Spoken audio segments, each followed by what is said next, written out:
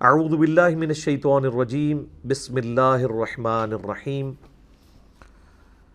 یسألونک عن الاہلہ، اور اے محبوب صلی اللہ علیہ وآلہ وسلم یہ آپ سے پوچھتے ہیں چاند کے گھٹنے اور بڑھنے سے متعلق، یہ چاند کیوں گھٹتا اور بڑھتا ہے؟ تو یہ اللہ تعالیٰ نے ایک آسمان میں ایک کیلنڈر لٹکایا ہوا ہے چاند کا گھٹنا اور بڑھنا۔ اس کے اوپر میری ایک ڈیٹیلڈ ویڈیو بھی آئی تھی، ایک یوٹیوب کے اوپر رکھی ہوئی ہے، لیونر کیلنڈر اور سولر کیلنڈر کے اعتبار سے میں نے اس میں ڈیٹیل گفتگو کی تھی۔ آج میں اس ڈیٹیل میں نہیں جاؤں گا۔ بہرحال اگر آپ چاند کو دیکھیں، جب یہ پہلی رات کا چاند ہوتا ہے تو اس کو آپ دیکھیں گے تو اس کی یہ شکل ہوتی ہے، کیمرے کی طرف سے دیکھیں، بالکل باریک سی کمان کی شکل۔ پھر وہ آہستہ آہستہ موٹا ہونا شروع ہوتا ہے، حتیٰ کہ یہ ہاف سرکل بن جاتا ہے، جسے سیمی سرکل کہتے ہیں۔ یہ بنتا ہے 7 دن جب مکمل ہوتے ہیں، اور جب ایگزیکٹ 14 دن ہو جاتے ہیں یہ پورا بن جاتا ہے۔ پھر یہ یہاں سے گھٹنا شروع ہو جاتا ہے، حتیٰ کہ یہ جب 21 دن ہوتے ہیں تو یہاں سے سیمی سرکل ہوتا ہے، اور بالکل آخر میں پہنچ کے یہ اس طرح بالکل وہ جو آتا ہے نا سورہ یاسین کے اندر، جیسے ایک کھجور کی ٹہنی ہوتی ہے نا، اس شکل میں آ جاتا ہے۔ تو ٹہنی سے سٹارٹ ہو کے ٹہنی پہ پہنچتا ہے۔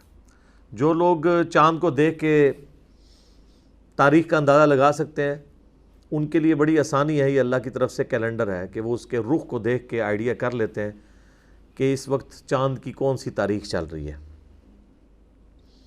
چونکہ اسلام میں کئی ایک چیزیں چاند کے ساتھ ریلیٹڈ ہیں، جس طرح یہ اب رمضان المبارک 1441 ہجری گزر رہا ہے، تو اس کا تعلق سولر کیلنڈر کے ساتھ نہیں ہے بلکہ لیونر کیلنڈر کے ساتھ ہے، چاند کے۔ اسی طریقے سے ہماری جو حج کی ایکٹیویٹی ہے وہ بھی چاند کے اعتبار سے ہے۔ اس کے سوا بھی جو اور کوئی فضائل والے دن آتے ہیں، جیسے 10 محرم کا دن ہے، وہ بھی چاند کے اعتبار سے ہے۔ یوم عرفہ ہے، ایام تشریق ہے، یہ سب کے سب اس کے ساتھ جڑے ہوئے ہیں۔ 12 ربیع الاول ہے۔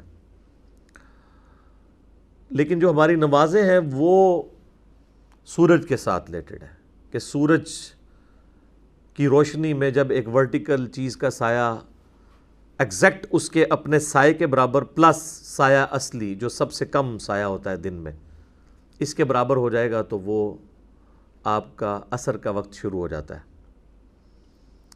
اور جیسے ہی وہ اپنے یعنی سایہ اصلی کو کراس کرتا ہے تو ہم اسے کہتے ہیں زوال آفتاب، یعنی آفتاب گرنا شروع ہو گیا، تو ظہر کا وقت داخل ہو جاتا ہے۔ اور پھر وہ گرتا گرتا اتنا گرتا ہے کہ ایک ورٹیکل چیز کا سایہ اپنے برابر پلس اس سایہ اصلی کے برابر ہوتا ہے تو عصر کے وقت۔ پھر جب وہ غروب ہو جاتا ہے تو مغرب کا وقت۔ اسی طریقے سے ٹیوب لائٹ جب فجر کی طرف نمودار ہوتی ہے، صبح صادق جسے ہم کہتے ہیں، وہ فجر کا وقت۔ سورج نکلتا ہے تو فجر کا وقت ختم، اشراق کا وقت شروع۔ پھر جو ہمارے مکروہ اوقات ہیں وہ بھی سورج کے ساتھ ریلیٹڈ ہے۔ سورج کی ٹکیا جب نکل رہی ہوتی ہے تو اس ٹرانزیشن پیریڈ میں وہ زرد ٹکیا کے باہر آنے کا جو اس دورانیہ ہوتا ہے نا 7-8 منٹ، اس میں نماز منع ہے۔ ایگزیکٹ جب وہ ہمارے سر کے اوپر ہوتی ہے، یعنی ٹریک کے دوران جب اپنے سینٹر میں پہنچتی ہے، وہ 7-8 منٹ، اور غروب ہوتے وقت 7-8 منٹ، یہ 3 اوقات نماز کی ممانعت کے ہیں۔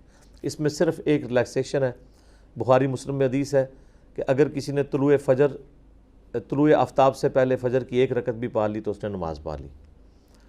دوسری طرف غروب آفتاب سے پہلے جس نے عصر کی 1 رکعت بھی پا لی تو اس نے عصر کی نماز پا لی۔ یہ بخاری مسلم دونوں میں موجود ہے۔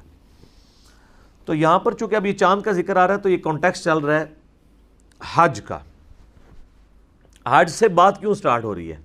آپ دیکھیں بڑی ترتیب سے بات چلی ہے، چونکہ اب قتال کا حکم آنے والا تھا، تو قتال کی تیاری کے لیے سب سے ضروری چیز ہے کہ آپ کا جو تزکیہ نفس بھی ہوا ہو اور آپ کا جسم جو ہے وہ ٹف ماحول کا عادی بھی ہو، تو اس کو کرنے کے لیے روزوں کی فرضیت آئی۔ پچھلا پورا رکوع جو ہے وہ روزوں کے اوپر تھا۔ اب حج کے اعتبار سے کچھ احکام و مسائل آئیں گے،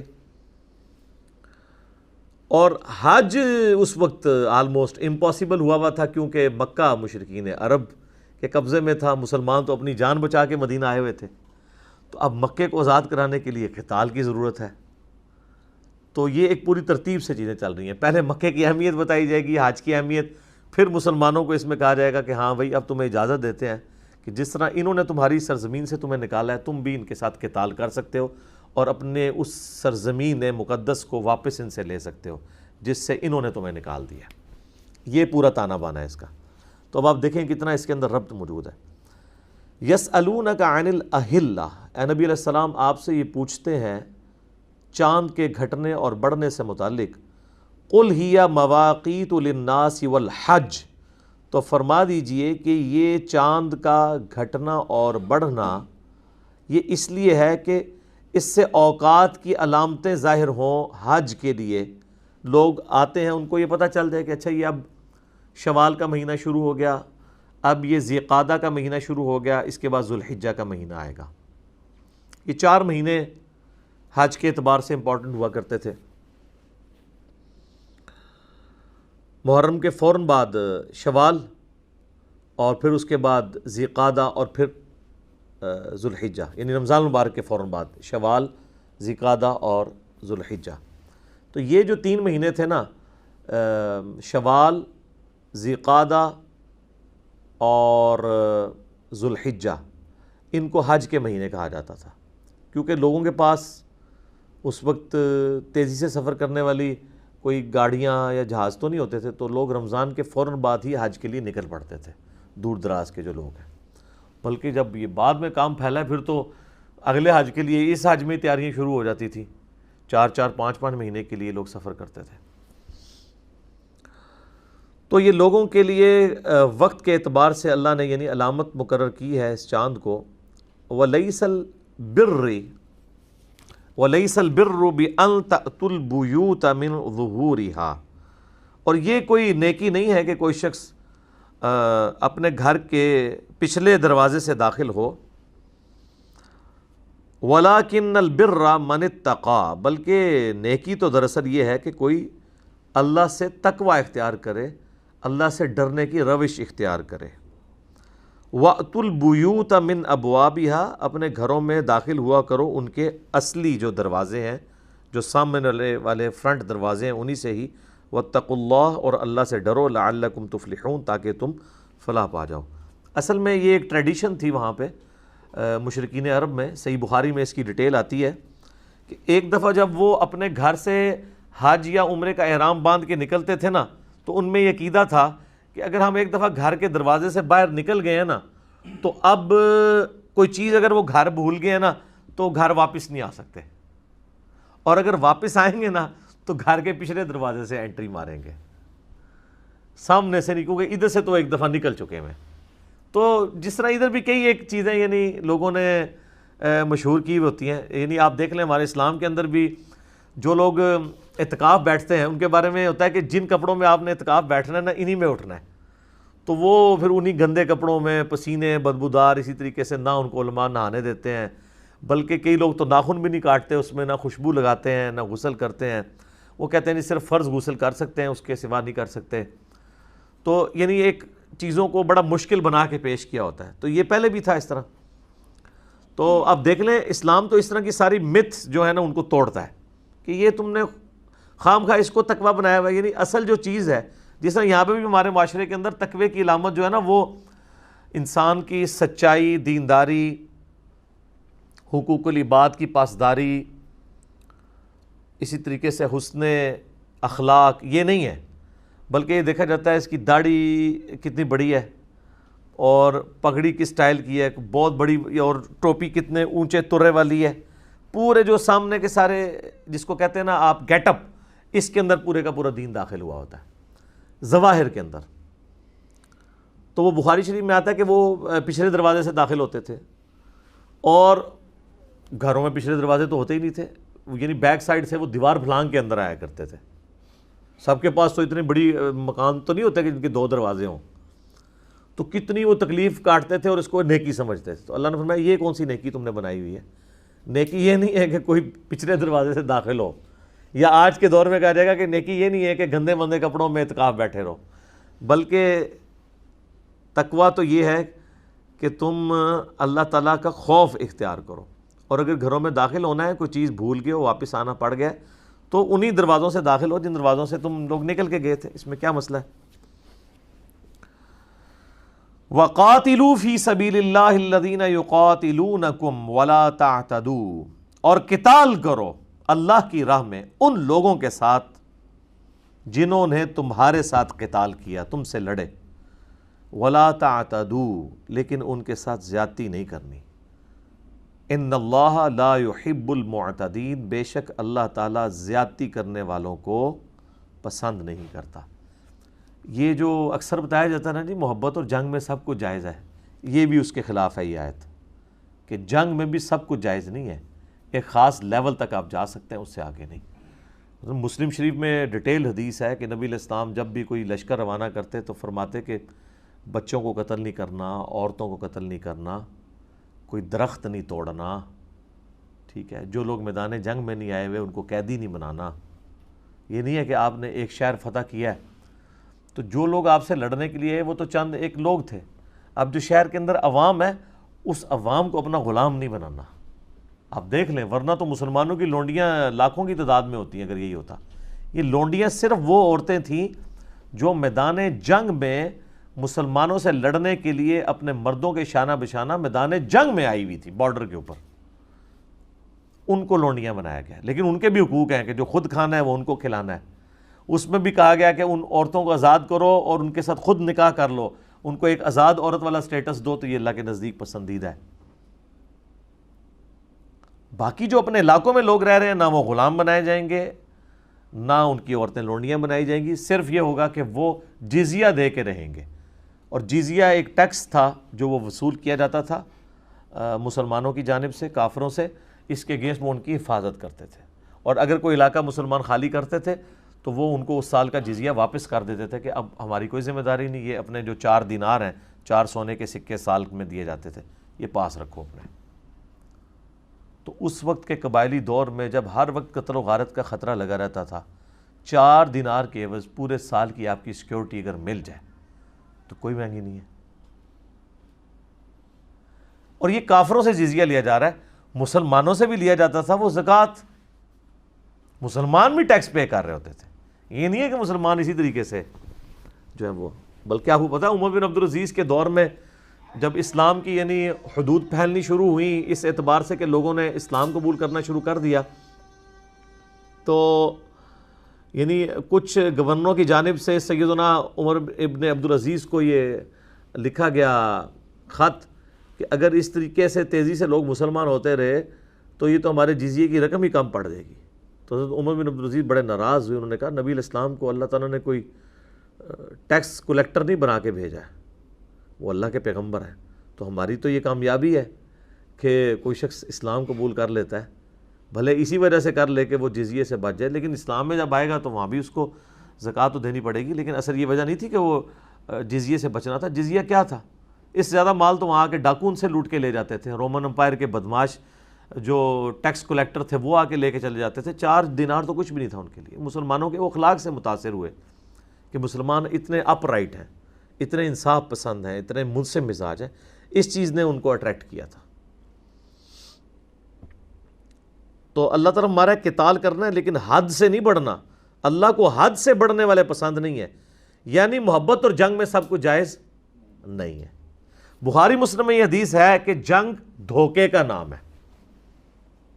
اس کا یہ مطلب نہیں کہ جنگ میں آپ نے اگر مخالف فریق کے ساتھ کوئی عہد کیا تو وہ عہد توڑ دینا ہے، وہ تو حرام ہے۔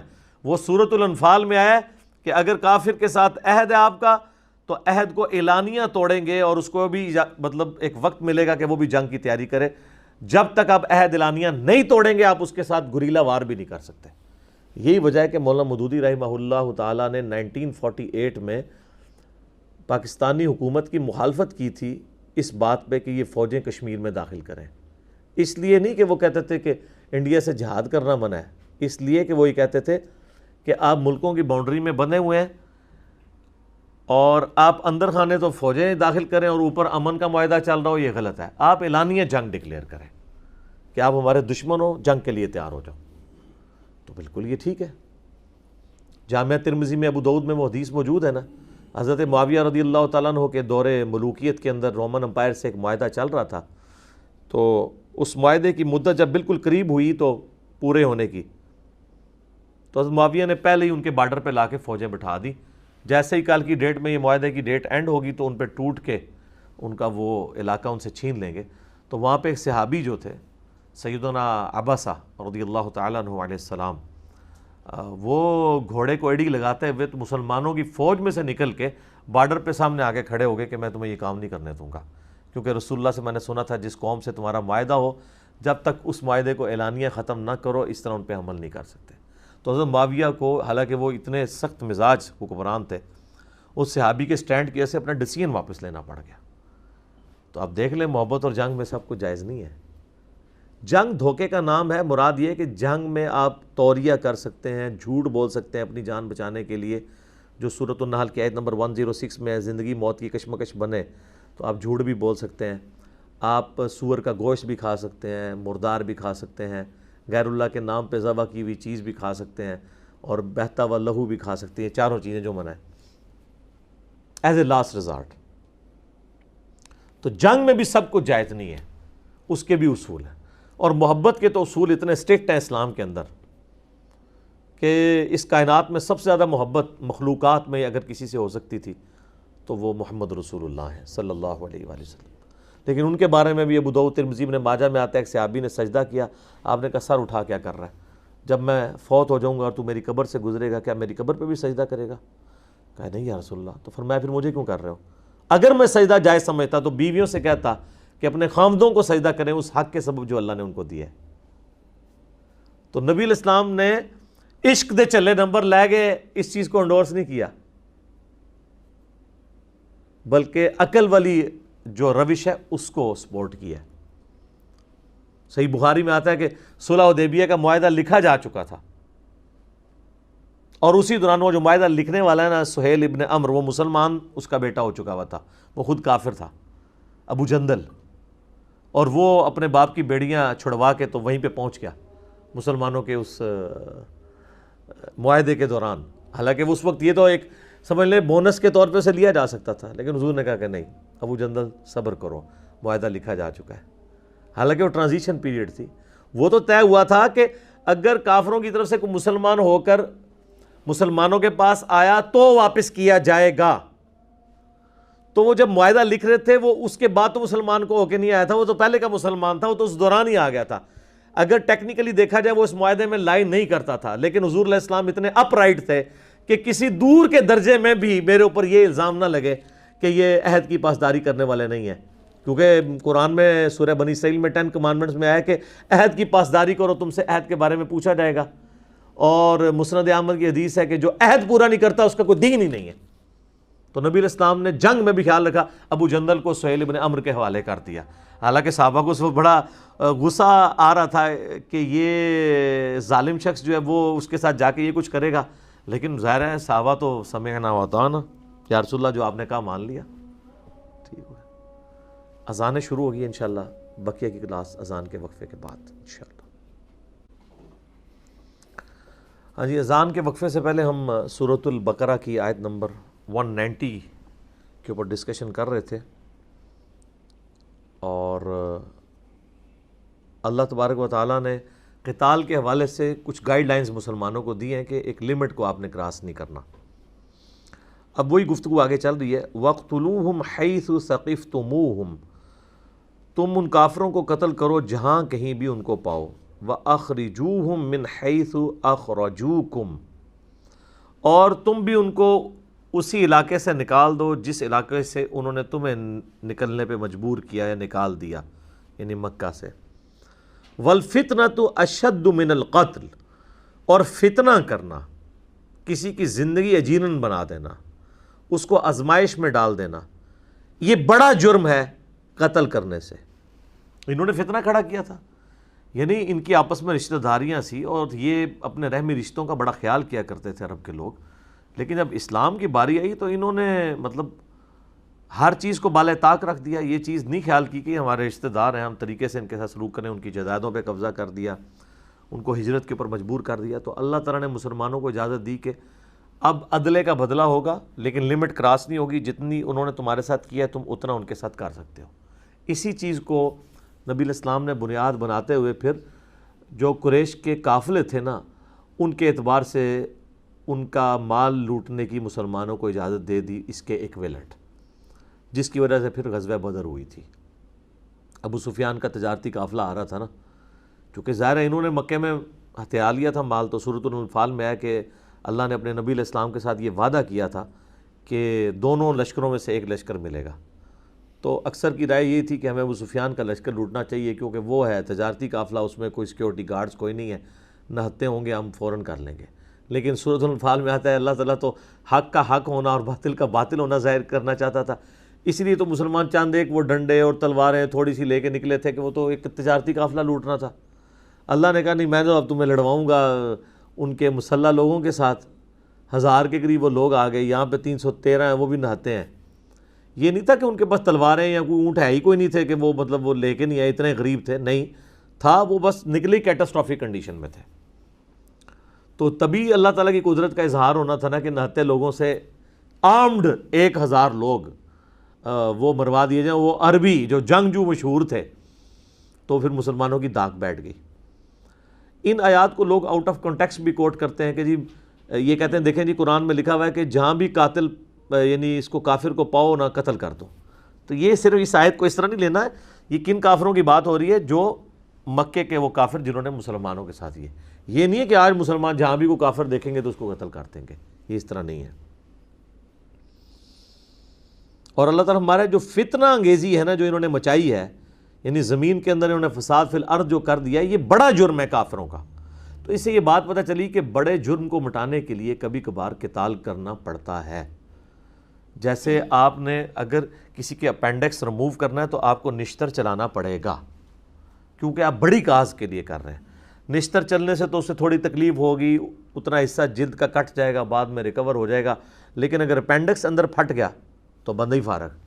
تو ایک شخص جو جان سے جا رہا ہے اس کو بچانے کے لیے اگر اس کا آپریشن کر لیا جائے، بائی پاس کر لیا جائے یا کوئی اور، تو یہ چیز اس کے لیے سود مند ہے۔ یہاں پہ بھی اللہ تعالیٰ ہمارا کہ فتنے کو مٹانے کے لیے قتال کرنا ضروری ہے۔ اور اگر کوئی کہے نا کہ لڑائی بری بات ہے، تو یہ دیکھو کہ یہ لڑائی جو ہے وہ لڑائی برائے لڑائی نہیں ہے، بلکہ فتنے کو مٹانے کے لیے ہے۔ اور والفتنۃ اشد من قتل، من القتل، فتنہ جو ہے وہ تو خود قتل سے بڑھ کے چیز ہے۔ تو فتنے کو مٹانے کے لیے چھوٹی چیز کرنا لاجیکلی صحیح ہے، سمجھ رہی بات کی؟ لیکن اس میں بھی دیکھ لیں آپ، جنگ کے بھی اصول ہیں، everything is fair in love and war نہیں ہے۔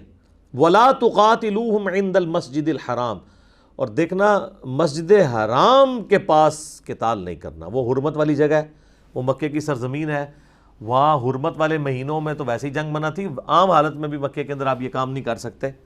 حَتَّى يُقَاتِلُوكُمْ فِي، ہاں اگر حرم کا وہی خیال کرنا چھوڑ دیں اور وہ تمہارے ساتھ قتال کے اوپر اتر آئیں، تم سے جنگ کے اوپر آمادہ ہو جائیں، پھر تمہیں اجازت ہے، پھر تم کعبے میں بھی قتال کر سکتے ہو۔ پھر یہ نہیں ہوگا کہ بھی کعبے کی حرمت کا خیال رکھنا ہے، پھر تو کعبے کی عمر سے بڑھ کے مسلمان کی جان کی حرمت ہے نا، اس کی جان بچانا ضروری ہے نا۔ مسلمان کی جان کی حرمت اس سے بڑھ کے ہے، کیونکہ وہ جامعہ ترمذی میں، سنن ابن ماجہ میں حدیث ہے، نبی صلی اللہ علیہ وآلہ وسلم نے فرمایا کہ اے کعبہ تیری خوشبو بڑی اچھی ہے۔ اس کی مرفوع روایت بھی ہے، موقوف روایت زیادہ مضبوط ہے، لیکن اللہ کے نزدیک ایک مومن کی دل کی حرمت یا مومن کی جان کی حرمت کعبے سے بھی بڑھ کر ہے۔ تو اگر کعبے میں کسی مومن کو قتل کیا جاتا ہے، اس کے ساتھ زیادتی کی جاتی ہے، تو پھر تمہیں اجازت ہے کہ تم قتال کر سکتے ہو۔ فَإِن قَاتَلُوكُمْ فَاقْتُلُوهُمْ، اگر وہ تم سے لڑے حرم میں بھی، تم بھی ان سے لڑو۔ كَذَلِكَ جَزَاءُ الْكَافِرِينَ، یہی بدلہ ہے ایسے کافروں کا۔